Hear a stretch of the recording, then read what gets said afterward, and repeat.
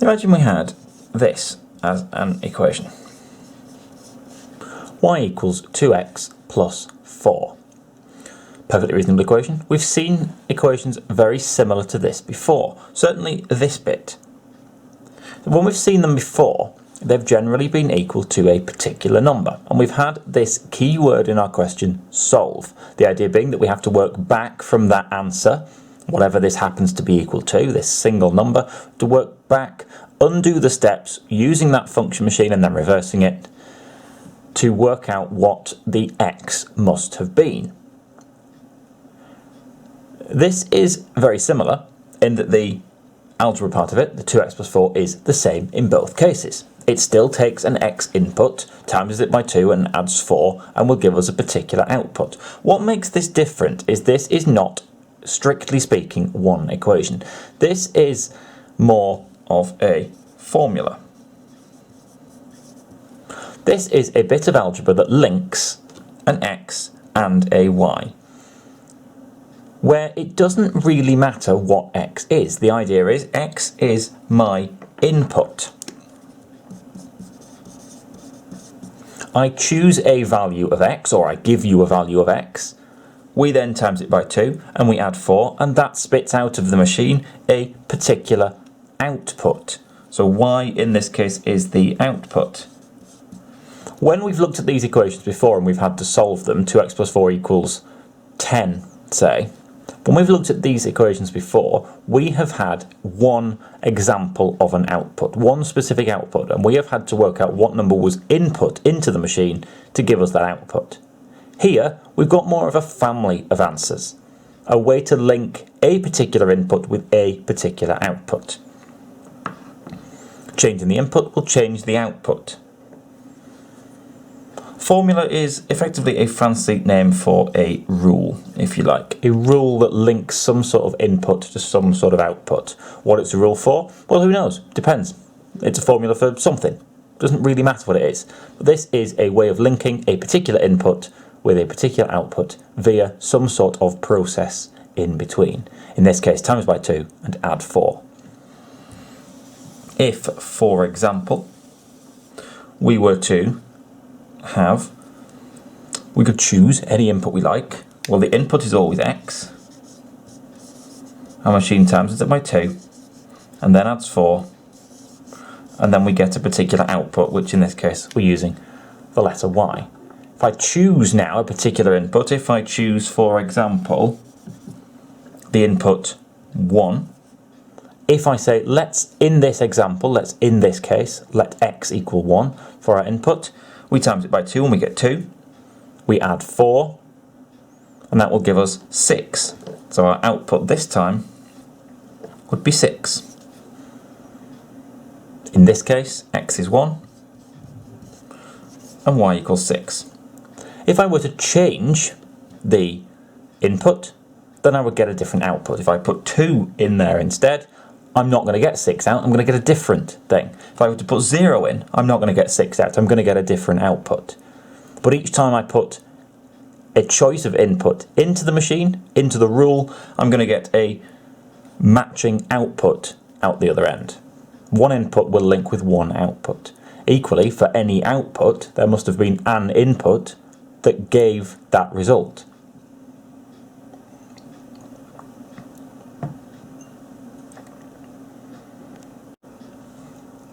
Okay, so we'll have a go at generating some pairs of inputs and outputs for different rules. As we're going, keep an eye out if there are any interesting things or patterns that might be worth picking up on, because we can have a look at those at the end. First rule we're going to look at is the one we've just seen, y equals 2x plus 4. I've already filled in the input and output values when the input is 1, the output is 6. Of course, remember this rule says we take our input, x, we times it by 2 and we add 4. So we take 1 as an input, times it by 2, gives us 2, and then add 4 gives us 6. Right, let's fill in the rest. Let's fill in the 0.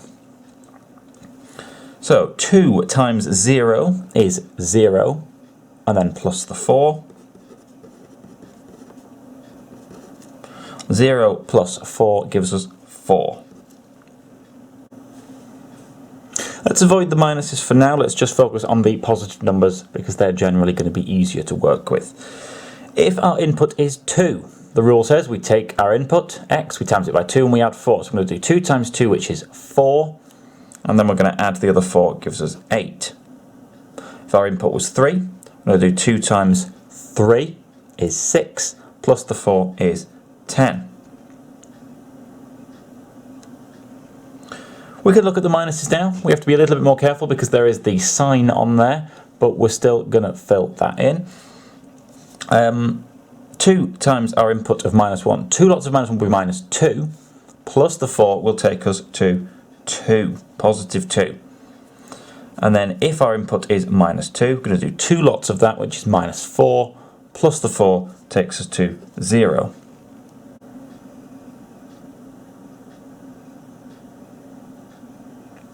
Okay, let's have a look at the next one. Now, as we're watching this one, you may have already started to pick up on some patterns. Let's see if they turn up in the next one as well. So with this next one, different rule, y equals 5x plus 2. So again, x is our input and y is our output. When we input a particular number for x, we times it by 5, we add 2, and that gives us a particular value of y as an output. 1's already been filled in for us, so when we input 1, 5 times the 1 gives us 5, plus the 2 gives us 7. We could input 0. 5 times 0 is 0, plus the 2 gives us 2. When our input is 2, 5 times 2 is 10, plus the 2 gives us 12. And for the 3, 5 times 3 is 15, plus the 2 gives us 17. And at this point I'm going to pause and we're going to see if we can spot one of these first patterns. Because any pattern that we can spot, any pattern that we can use to help us fill things in quicker would be a useful thing. Okay, pattern number 1. So look at this first set of results that we've filled in. 0 to 2 to 4 to 6 to 8 to 10. Each time we're going up in 2s. What's the significance of that? The number in front of the x is a 2. Here, for this one, each time we're going up from 2 to 7 to 12 to 17 in 5s. What's the significance of that?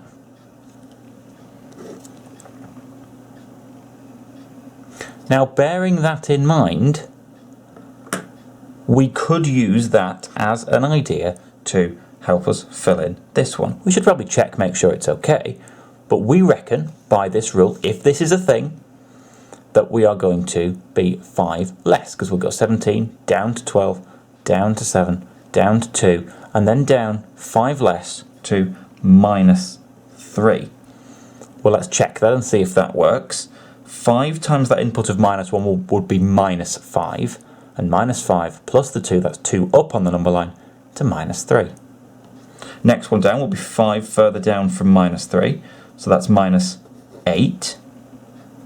5 times the minus 2 would be minus 10, plus the 2 would indeed take us to minus 8. So our first pattern that we can use is that the number in front of the x gives us a kind of jump, a number pattern with that as a jump. If the number in front of the x is a 2, then our sequence, our number pattern, is going up in 2s. If our number in front of the x is a 5, then our pattern, our outputs are going up in 5s. If our number in front of the x is a 10, then our outputs are going up in 10s.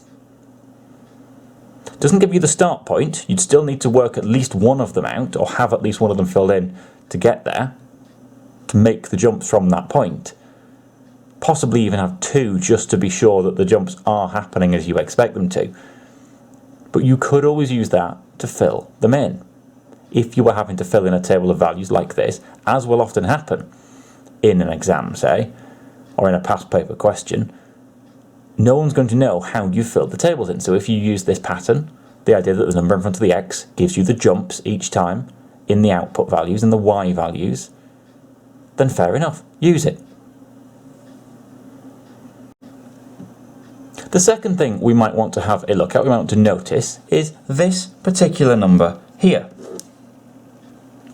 This 4. And this particular number here, this 2. What is the significance of these values?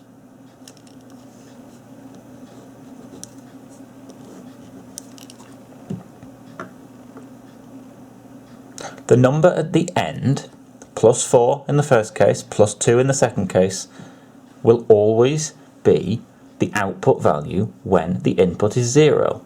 Think about it. That makes sense. If the input is 0, if the x value is 0, whatever this is here will disappear. It will not matter. It will not provide any input. 2 lots of 0 is 0. 5 lots of 0 is 0. 10 lots of 0 will be 0, and so on for any number in front of the x. So all we'll be left with when the input is 0 is the number at the end, plus 4, i.e. 4, plus 2, i.e. 2. And there is our second thing that we can spot to help us fill these in. So the question now is, can we use those two ideas to help us fill this last one in, which is more complicated looking because of the negatives, y equals minus 3x minus 4, a little bit more complicated. Can we use those two ideas to help us fill in the rest? Let's have a look. So our rule for this last one, complete the table of values, y equals minus 3x minus 4.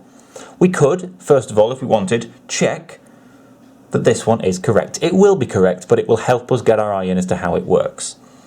So we take our input. When our input is 1, we're saying our output is 7. Well, let's check. Let's see if we can get there, because then we know we're doing it right. Minus 3 times the 1 is minus 3. And then take away the 4 would indeed get us down to minus 7. So that's where that output comes from. That's already been filled in for us. Now we can use this patterning thing. We should probably fill at least one other one in, just to make sure that we know which way the jumps are going. We could fill the 0 one in. When the x is 0, the minus 3x, minus 3 lots of that 0, will disappear and will provide no contribution to the answer. So the only thing we'll be left with is this, the minus 4. Minus 3 lots of 0 is 0, and then take away the 4 will be minus 4. So we can put the minus 4 in here. And we can look at the pattern. What happens between minus 4 and minus 7? Well, we go down 3. We take 3 off. Why does that make sense? Because there is a minus 3 in front of the x. So we're going down 3 this time. Rather than up 2 or up 5, we're going down 3 because of the minus 3. But that means that the next one will be down 3 more. So we've got minus 4, down to minus 7, so then down to minus 10, and then down to minus 13. And that's some of our numbers filled in. If we're going the other way, we're going 3 up, and then 3 up, and then 3 up. So then we'll be at minus 1, and then we'll be at 2. So we've used those two handy hints to help us fill in the table. The idea that when the input is 0, the output will be whatever's left at the end of that rule, of that equation. And the idea that the number in front of the x, whenever we have a setup like this, a rule like this, and bear in mind it must look like one of these, whenever we have a rule like these, the number in front of the x will give us the jumps each time. Going up if it's a positive number, going down if it's a negative number.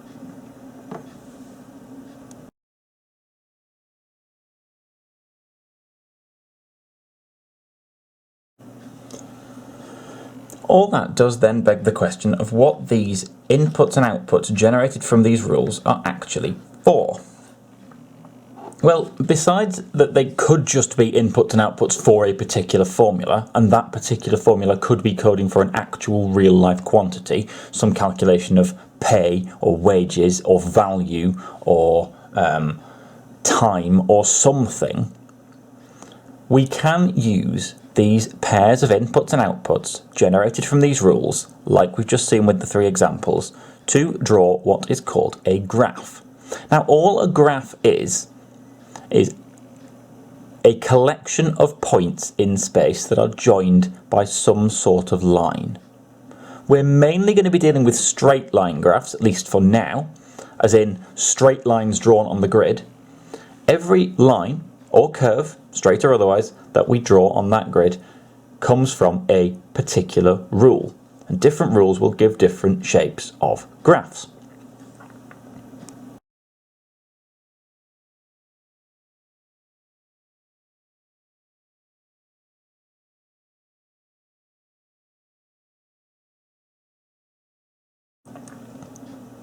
Of particular note to us at the moment, any rule that looks like this, it's not as complicated as it looks, don't worry, any rule that looks like this will generate a straight line. That's not necessarily vertical or horizontal, that's a straight line, something like that. Some sort of sloped straight line. The y and the x are key parts of these equations, like we've just seen. But we have just seen 3 examples of this. This m here, this is a placeholder letter. This can be any number that you like. 2, 5, -3, 10, a half, 0.7, anything you like. And this number at the end, this c, is also a placeholder and can be any number you like. +4. +2, -4, -1/2, -3007.5. It can be anything you want. The M and the C are just placeholders because certain letters had to be picked. They just happen to have gone for M and C. The Y and the X are not placeholders. The Y refers to your outputs, the X refers to your inputs, like we saw in the tables of values in the previous 3 examples. Perhaps best seen with an example like this one. Graphs questions tend to be set out in a fairly similar way, regardless of what they're asking you to do, regardless of the rule. The question will be nice and straightforward. Draw the graph of, and then it will give you some sort of rule. In this case, we have got this one, y equals 2x plus 4. Notice that we've already seen this one. This was one of the rules we looked at previously. It's set up in that mx plus c way. Y equals x with a number in front and then some number on the end, plus or minus. That means we are going to get a straight line graph. That's useful. It's useful to be able to recognise from an equation what we are dealing with. If we know it should end up as a straight line, by the time we finish drawing it, if we get a straight line, it's a good sign. If we don't get a straight line, something's gone wrong somewhere. Everything should line up nice and straightly as a single smooth straight line.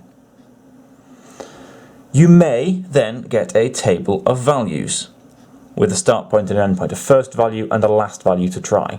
This, notice that the -2 and the 3, the -2 and the 3, for now, just take that as given. Don't worry too much about that. That will be explained in a later lesson. And now you can just take this as being between -2 and 3, which is exactly what the table of values gives you. Sometimes you will be given a table of values that you can fill in, much like in the previous examples. Sometimes you will not. You might have to draw the table yourself. For now, we're just going to fill a table in though. First thing we're going to do with any of these questions is we're going to generate these input and output values. So for the inputs -2, -1, 0, 1, 2 and 3, we are going to fill in the output values for each of those. We're going to do that in exactly the same way as we did for the previous examples. Handily, we've already done that, so I'm just going to transfer them across from there. But the same 2 rules apply, that the output when the input is 0 will be this number on the end, +4 in this case, and that the number in front of the x will give us what this is going up or down by. So before we obtained these inputs and outputs, they were our numbers that we got. So what? What we can now do is we can now notice that we have got 1, 2, 3, 4, 5, 6 pairs of inputs and outputs. For each of the 6 inputs, we have got a matching output number. When the input is -2, the output is 0, for example. The significance of them being x and y numbers is what's important here. How we link these and this to this grid is we remember that the coordinate grid is given as an x-axis, some x numbers, and then a y-axis, some y numbers. And any point in space on here is given as a coordinate made up of an x number, a number x, and a y number, a number y. Well, we have 6 pairs of x and y numbers. So what we're going to do is we're going to turn each of these 6 into a coordinate. The first coordinate, when the x number is -2, the y number is 0. So there's our first coordinate, -2, 0. The second one, when the input is -1, the output is 4. Sorry, 2. The output is 2. When the input is 0, the output is 4. When the input is 1, the output is 6. When the input is 2, the output is 8. And when the input is 3, the output is 10. 6 pairs of inputs and outputs. I am now going to plot those 6 coordinates on my grid very carefully. As in, I'm going to find them, and I'm going to draw a little X for each of them where they go. As in a little cross. I'm going to use a pencil for this. It's good practice to get into with graphs, drawing a pencil, just because then it's easy to make changes if things go wrong. So the first one I'm going to find -2, 0. I'm going to go across to the -2, and I'm going to go up to 0, which just puts me there. Second one, -1, 2. So I'm here, -1, and then up to 2. Second one, 0, 4. 1, 6. 2, 8. And 3, 10. Hopefully by the time I've plotted those, I should have a nice, smooth, straight line. To check that, I'm going to grab a ruler. And I'm going to position my ruler along them. Do they join up to make a straight line? Yes, they do. Now I've checked that they do, I'm going to actually draw in the straight line between the 6 points. But then I'm going to extend that line. I'm going to extend the line above and below. We have only plotted the points for these 6 pairs of inputs and outputs, but there are a lot more inputs and outputs that exist. If you were to put 4 in, you would get an output. If you were to put -3 in, you would get an output. So we extend the line to show that actually there's more than just those 6 points that count as part of the graph. Final thing we should do, we should label that graph. Any rule will give similar looking graphs. If it's a straight line rule, it will give a similar looking straight line, but it won't give the same straight line. The only rule that will generate this straight line is that one. So I'm going to label it with the rule. I'm just going to write the rule that came from next to it. Y equals 2x plus 4. Just in case you ever have more than one line on a particular set of axes. It's good to keep track of which one is which. What we've done is we have used a rule to generate some points, some pairs of inputs and outputs, and then we've turned those inputs and outputs into coordinates and drawn a straight line graph. There's one final thing that we could be asked to do with these graphs, and that's to actually do something with them. That's to use them for something. After we've generated the graph, use them to make predictions. These 6 coordinates are pairs of inputs and outputs.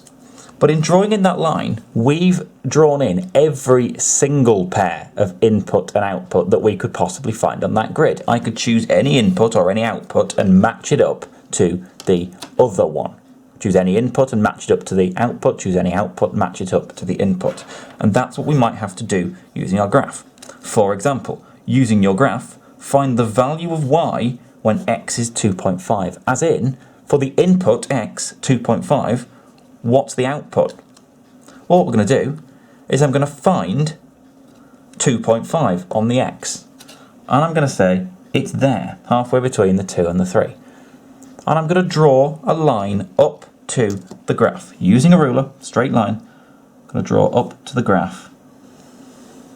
There we go, up from the 2.5.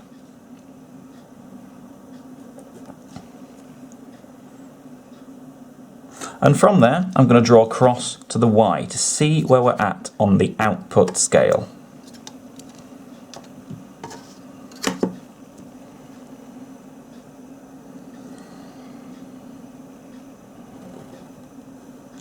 and I'm about there.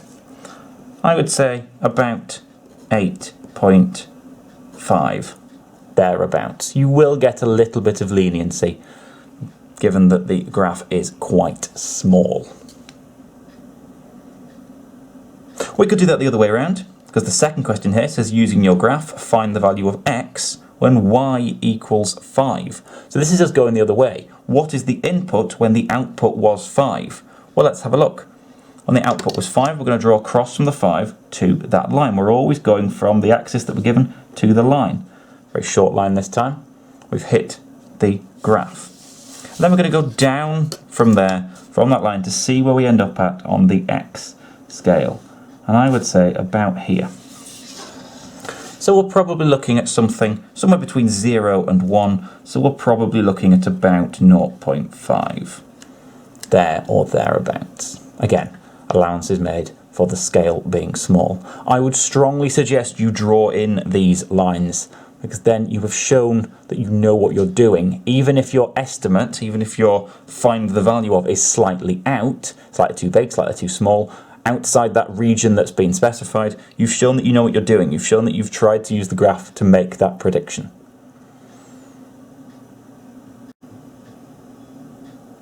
Okay, we'll have a look at the second example, the second equation that we looked at in the previous examples. Straightforward question again. Draw the graph of y equals 5x plus 2. And then again, this between -2 and 3 that we will clear up later on. We've got the table drawn for us again this time, and one value filled in. We have already filled the table in, of course. If we hadn't filled the table in previously, though, we could use exactly the same method to fill it in. Either by substituting each of these values into the equation as inputs to get our outputs y, exactly like has been done here for the 1. 5 times the 1 is 5 plus the 2 gives us that output of 7. Or we could use these clues that we've talked about to help us fill the table in. The idea that this value here, when the input is 0, the output is just going to be whatever is left at the end of that equation, because the x part of the rule, the x part of the formula will disappear. If we get rid of the x part, if we get rid of the 5x, the only thing we're left with is a plus 2, so 2 can be our output.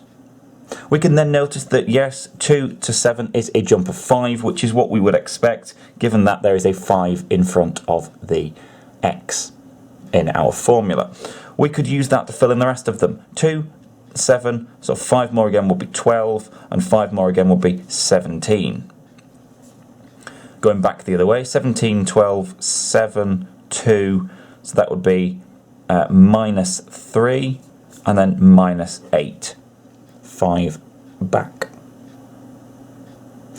We then need to turn each of these into a pair of coordinates, into a set of coordinates, an x value and a y value. So our coordinates are going to be -2, -8, -1, -3, x number first, y number second, remember, because we're going to go across first for the x and up and down for the y, 0, 2, 1, 7, 2, 12, and 3, 17, turning each of these pairs into a coordinate.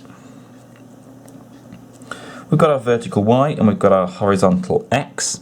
We're going to plot the x number first. We're going to go across this horizontal number line, find where we are on the x, and then match it up with the value on the y. So, first one, -2, -8. So we're going -2 on here, and then we're going to go down to the -8, which is here. We go -1, -3. We go 0, 2. Should be using a pencil for this, of course. 1, 7, 2, 12, and 3, 17. Hopefully they all match up, because I've done it in pen. There's not much chance of changing that. Do they all match up as a nice straight line? Yes, they do. I am going to switch to pencil to draw the line in. I'm going to draw that line in, and I'm going to extend it beyond the points a little bit, just because we're showing then that while we've only considered the 6 points, -2, -1, 0, 1, 2, and 3, there are other inputs and outputs that we could have. And in drawing that line in, we've connected up all of the possible pairs of inputs x and outputs y for that equation. Good practice to label it, just to be sure which one we're looking at. So y equals 5x plus 2. Granted, there is only one graph drawn on this set of axes, but if we were to have a set of axes with more than one graph drawn on them, we would want to label them. We then might have to do this little extension thing, this little using the graph for something to make some predictions. So using your graph, find the value of y, find the output when the input x is 2.5. So for this one, we're going to find the 2.5 on the x-axis, there it is. So we're going to go up from there to the line, because the line gives us the matches of input and output. So we're going to go up to the line, always up to the line of the graph. And then we're going to go across to the y and see where we hit on the y-axis. And I am somewhere there between the 14 and the 15. If we had a bigger scale, we might be able to make a better prediction, but I'm going to say for that 14.5. And as with the previous question, you would get some leeway. There would be a region where it's okay to give your answer between. Probably anything between 14 and 15 in this case. Second part of that, using your graph, find the value of x when y equals 9. So let's have a look at that. Similar kind of thing, but we're going to go across to the graph again, but we're going to do it from the y this time. Why? Because we're given information about our inputs. We're going to go across to the graph from the 9 on the y. We're going to go up the y, find the 9, and go across to the graph. We're then going to draw down to the matching value of x, which I would say is there, somewhere between 1 and 2. So a sensible answer to give would probably be 1.5. Now we have another straight line graph, y equals 5x plus 2. It had that form, some number of x's plus or minus a number on the end, this mx plus c, where m and c are just random letters chosen as placeholders, but still a straight line. One final example, draw the graph of y equals minus 3x minus 4. The third of these equations, these formulas that we filled in the x and y values for in our very first section. Again, we can use these kind of shortcuts, these handy hints to fill stuff in. We've already got one of the values given to us, that's good. We can fill this one here, and when the input is 0, when x is 0, we are just left with the minus 4 at the end. We can then do a bit of pattern spotting to help us fill in the rest. We can notice that there is a minus 3 in front of the x, which suggests that our pattern of outputs is going to be going down in threes. Well, minus 4 down to minus 7 is indeed a jump of minus 3. So we can fill in the rest. That's 3 down again, so minus 10, and 3 down again, minus 13. Running it backwards, minus 13, minus 10, minus 7, minus 4, so minus 1, and then 2. We've then got 6 pairs of inputs and outputs, 6 pairs of x and y values that we can turn into coordinates, the x number being the first one, the y number being the second one, because that's how our coordinates work. Minus 2, 2, minus 1, 0, minus 4, 1, minus 7, 2 minus 10, and 3 minus 13. At this point, I'm going to switch to my pencil. I'm going to be good this time. And I'm going to plot those 6 figures. X and Y, X for our horizontal, Y for our vertical. Minus 2, 2, so minus 2, 2 is there. Minus 1 is there. 0, minus 4 is there. 1, minus 7, there. 2, minus 10, there. And 3 minus 13, there. Do they still make a nice straight line? Well, I should be able to line up a ruler with them. Yes, they do. Because they do, that's probably right. I'm expecting it to be a straight line. It may have minuses in, but it still gives me a straight line. I'm going to label it y equals minus 3x minus 4, just so we're clear which line it is that I've drawn, and there is my line. Something different about it this time though. It slopes the other way. The previous two sloped this way, bottom right to top left.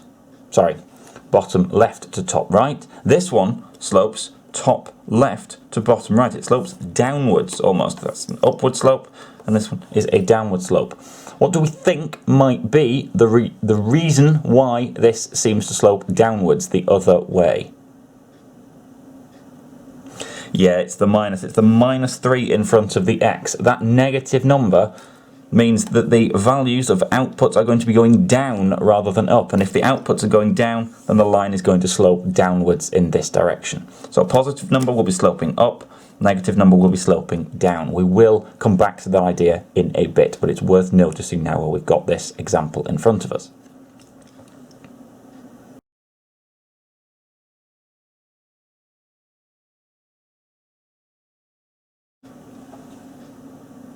We could do with firming up a couple of these ideas that we've already touched on with some terminology. A little bit more looking at this idea of the m and the c, the specific numbers that are there in that formula, the number in front of the x and the number at the end. First of all, if we look back at our 3 graphs that we've drawn,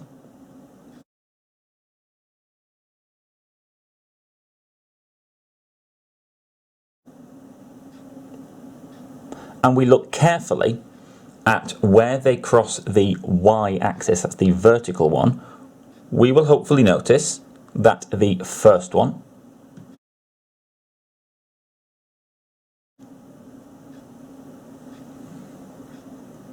crosses at 4, the second one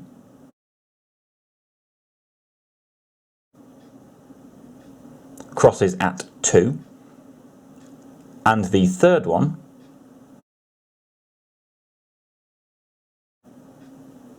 crosses at -4. What's the significance of those 3 numbers? Well, it's the number at the end of the equation. So we can say that this c at the end of y equals mx plus c, this value at the end, the number at the end, is called the y-intercept. And it tells us where the graph crosses the y-axis. Intercept as in cuts across, or interrupts. C at the end is called the y-intercept, and it tells us where the line cuts the y-axis. So if the number at the end is +10, then the graph cuts the line at +10. If the number at the end is -0.5, then the graph cuts the y-axis at -0.5. The other number is also important, and if we focus particularly on the first 2 examples, because it's easier to see with that,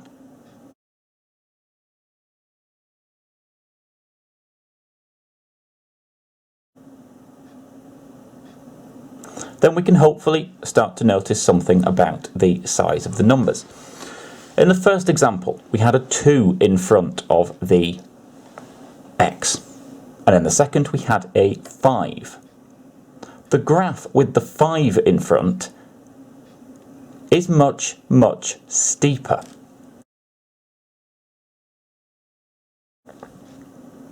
Now think about it, that makes sense. In the first example, our outputs are going up in 2s. In the second example, our outputs are going up in 5s. The outputs are going to get much bigger, much more quickly, when they are going up in 5s than if they're going up in 2s. So, it turns out that the number in front of the x is important. The bigger the number in front of the x, the steeper the graph will be. The smaller the number, the shallower the graph will be. And that's regardless of plus or minus. If it's a minus number, it will still be steeper if it's a bigger minus number than if it's a smaller minus number. It will just slope in the other direction. That number has a name as well. So the m, the number in front of the x, is called the gradient. Gradient just being a fancy word for steepness. The m is called the gradient, and it tells us the steepness of the line. And again, just to make it really clear, the bigger the number, the steeper the line. The smaller the number, the shallower the line.